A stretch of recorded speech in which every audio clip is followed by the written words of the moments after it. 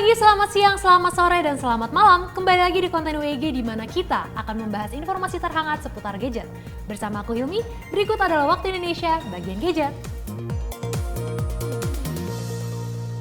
Berita pertama datang dari Samsung di mana CEO mereka secara resmi meminta maaf terkait kasus GOS pada Samsung Galaxy S22 series. Belum lama ini beredar laporan bahwa aplikasi sistem Samsung yaitu Game Optimization Service alias GOS membatasi kinerja dari ribuan aplikasi yang telah berjalan di sejumlah ponsel dan tablet flagship Samsung Galaxy, termasuk Galaxy S22 series dan Galaxy Tab S8 series. Pembatasan alias throttling tersebut konon memangkas kinerja sekitar 10.000 aplikasi dan game, di mana hal tersebut membuat pengguna tak merasakan performa maksimal ketika menjalankan aplikasi atau game yang tak terdampak. Sebelumnya, banyak laporan yang menyebutkan bahwa sistem GOS di Samsung S22 series secara sengaja memangkas performa di ribuan aplikasi dan game.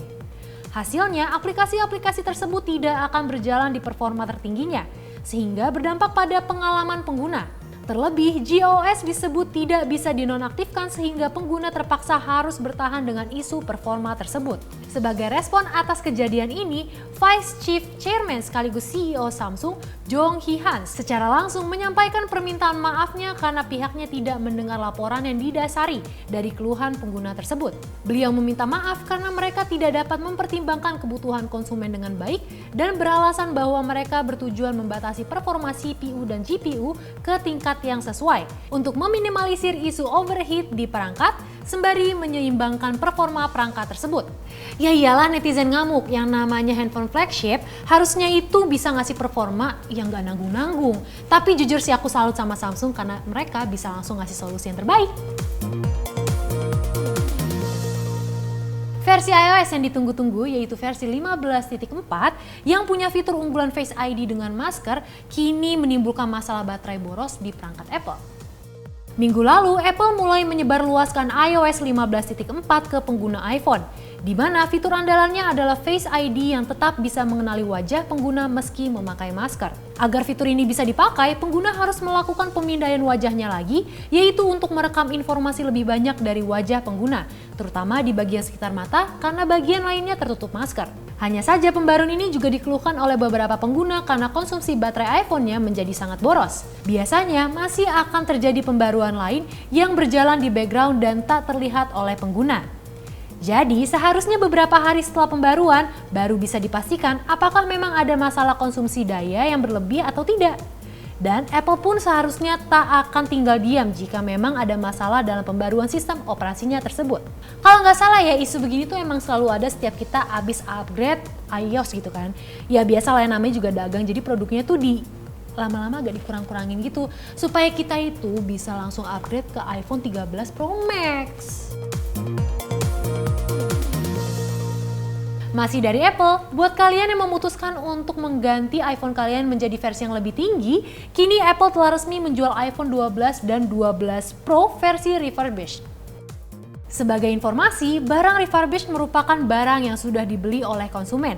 Namun karena ada beberapa faktor seperti cacat komponen dan fungsi, barang dikembalikan kepada Apple untuk diperbaiki. Dan setelah selesai diperbaiki, Apple akan menjualnya lagi dan memberikan garansi resmi sehingga tidak terlalu jauh berbeda dengan barang baru. Melansir dari Mac Rumors, Apple menjual iPhone 12 dan iPhone 12 Pro refurbished dengan harga yang lebih murah dibandingkan saat pertama kali rilis. Sebagai informasi, Apple memang selalu menjual barang refurbished mereka dengan harga yang didiskon. Kali ini, Apple memberikan diskon sebesar 15% kepada iPhone 12 dan iPhone 12 Pro versi refurbished. Sebagai contoh, harga iPhone 12 refurbished dengan kapasitas penyimpanan 64 GB dijual seharga $619 atau sekitar 8,6 juta rupiah. Harga tersebut jauh lebih murah dibandingkan harga resmi iPhone 12 non-refurbished dengan storage yang sama, yakni sebesar $729 atau sekitar 10,2 juta rupiah. Nah lumayan nih iPhone versi resmi tapi harganya secondan. Coba dong, aku mau tahu di antara kalian pernah nggak sih beli iPhone versi refurbished? Coba tulis pendapat kalian di kolom komentar ya. Setelah merilis Redmi Note 11 pada awal bulan ini, baru-baru ini dikabarkan bahwa Xiaomi 12 Lite dan Poco C4 sudah lolos TKDN dan akan segera rilis di pasar Indonesia. Xiaomi tampaknya akan segera memboyong beberapa smartphone 5G barunya ke Indonesia dalam waktu dekat. Indikasi ini muncul dari terbitnya sertifikat tingkat komponen dalam negeri alias TKDN untuk 2 perangkat ponsel. Salah satu sertifikat yang terlihat pada 8 Maret 2022 lalu mengungkapkan bahwa perangkat dengan kode Xiaomi 22031129G itu sudah memenuhi syarat TKDN dengan bobot sebesar 30,6%.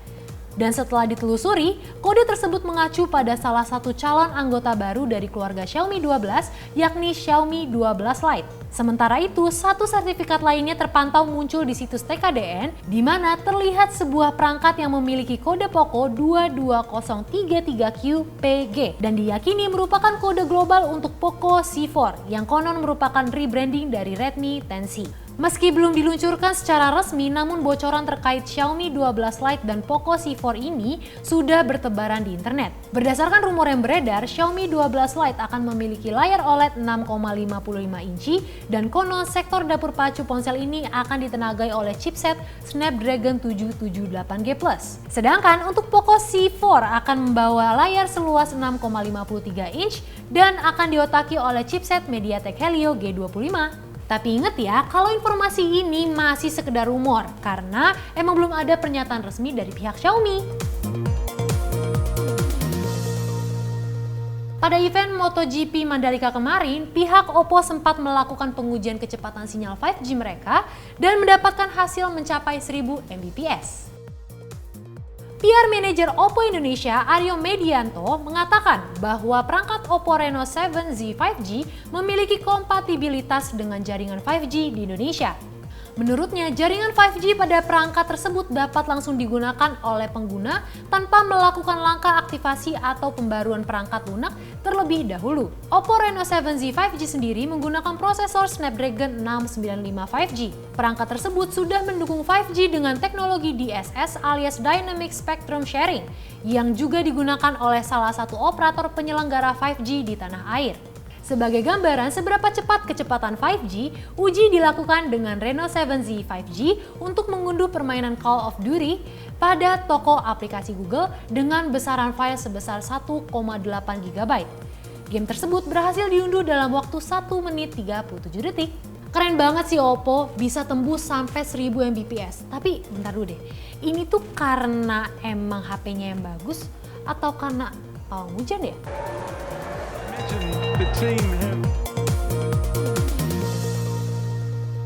Sesuai dengan informasi di episode sebelumnya, Realme akhirnya resmi merilis Narzo 50 dan 50A Prime yang dimana itu bersamaan dengan Realme GT2 Pro kemarin.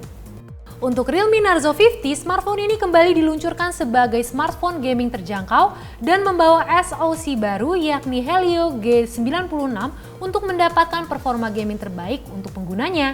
Chipset milik MediaTek ini memiliki peningkatan performa hingga 42% dibandingkan Helio G85 yang merupakan pendahulunya.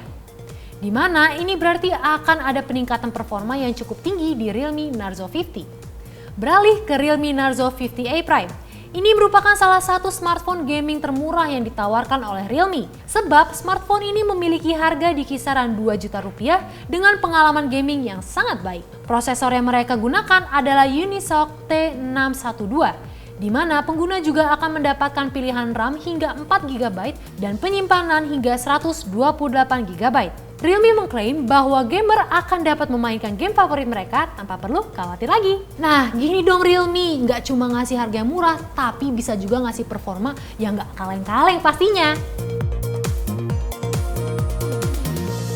Sebelum masuk ke informasi terakhir, aku mau ngingetin untuk kalian yang ketinggalan berita terupdate seputar gadget di minggu-minggu yang lalu, kalian langsung aja buka YouTube channelnya Pricebook dan buka playlist Waktu Indonesia bagian gadget. Realme GT Neo 3 akhirnya telah resmi dirilis pada tanggal 22 Maret kemarin dan akan menjadi penerus dari Realme GT Neo 2 yang lebih dulu muncul pada tahun 2021 yang lalu.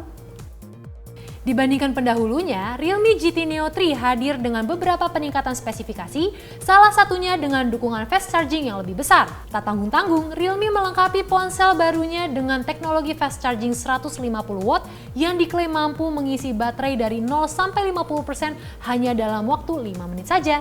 Berlabel smartphone flagship, Realme juga menyematkan berbagai fitur mumpuni lainnya, baik dari aspek tampilan maupun dapur pacu ponselnya, di mana Realme GT Neo 3 ditenagai oleh chip Dimensity 8100 besutan MediaTek dengan fabrikasi 5 nanometer dan dipadukan dengan GPU Mali G610. Realme GT Neo 3 juga akan membawa RAM 6GB berjenis LPDDR5 dan storage penyimpanan data sebesar 128GB UFC 3.1.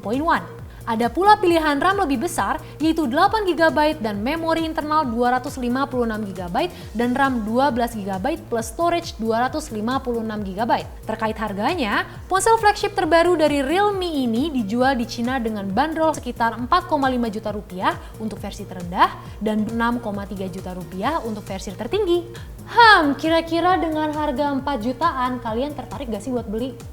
Atau kalian tertariknya sama aku?